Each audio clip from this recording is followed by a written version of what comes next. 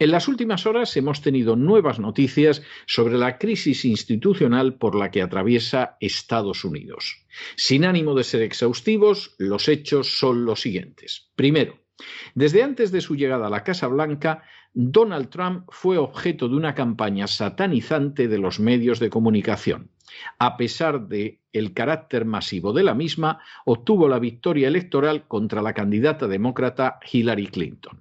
Segundo, esa campaña satanizante continuó desde el principio de su gobierno, pretendiendo relacionarlo falsamente con una potencia extranjera como era Rusia.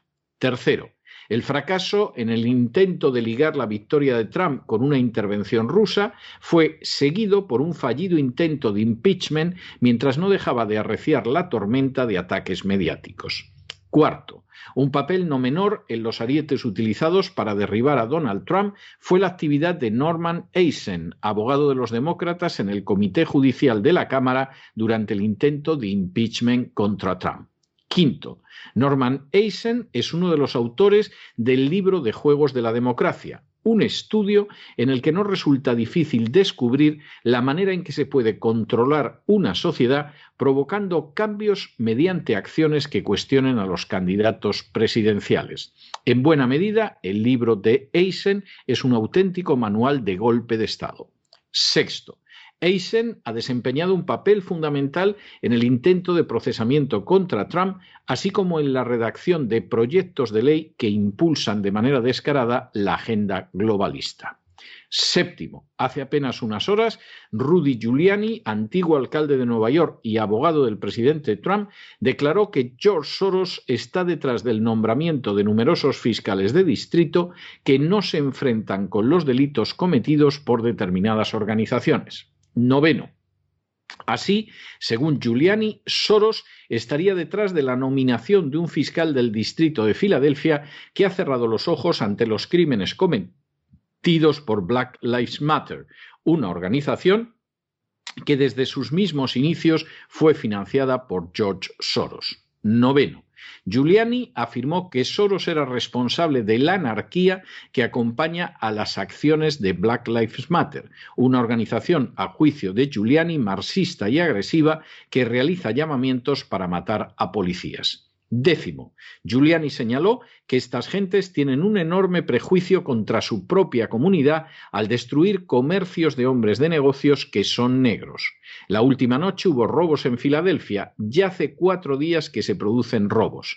He visto cómo la gente derribaba las puertas de un comercio y se llevaban televisores y la policía estaba allí y se limitaba a mirar. 11.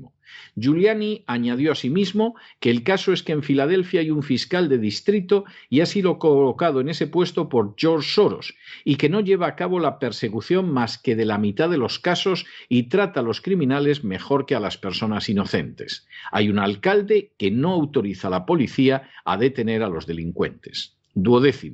Giuliani acusó además a George Soros de haber financiado las campañas de varios candidatos en 27 elecciones a fiscales de distrito, añadiendo que había elegido a perfectos idiotas que no perseguían a los criminales. 13. Giuliani señaló además que George Soros es el responsable del aumento de la criminalidad en Filadelfia porque promueve la anarquía. Y 14, ayer cuando el presidente Trump intentó dirigirse a la nación señalando las pruebas crecientes de fraude electoral, la mayoría de las cadenas de televisión de Estados Unidos censuraron su mensaje, incluyendo las de corte conservador. Cuando a inicios de este siglo, uno tras otro fueron cayendo gobiernos en el este de Europa, gracias a la acción subversiva de grupos financiados directamente por George Soros, casi nadie pudo o quiso percatarse de la gravedad de la situación. Por el contrario, no faltaron los ignorantes que pensaron que todo se reducía a debilitar la influencia de la odiada Rusia. Dado que esa era la meta, se justificaba cualquier mentira, cualquier manipulación, cualquier ilegalidad e incluso cualquier acto de violencia. Pocos, muy pocos, se percataron de que en realidad en esas naciones del este de Europa se estaba probando una técnica de golpe de Estado que se podía disfrazar con facilidad de movimiento popular y democrático. Esa misma técnica se utilizó contra Donald Trump incluso antes de su llegada a la Casa Blanca. Se utilizó masivamente los medios para demonizarlo, se intentó procesarlo para destituirlo y en los últimos meses se llevaron a cabo operaciones subversivas de movimientos como los antifas y como Black Lives Matter para crear un clima desestabilizador que volcara el voto en su contra en las elecciones presidenciales.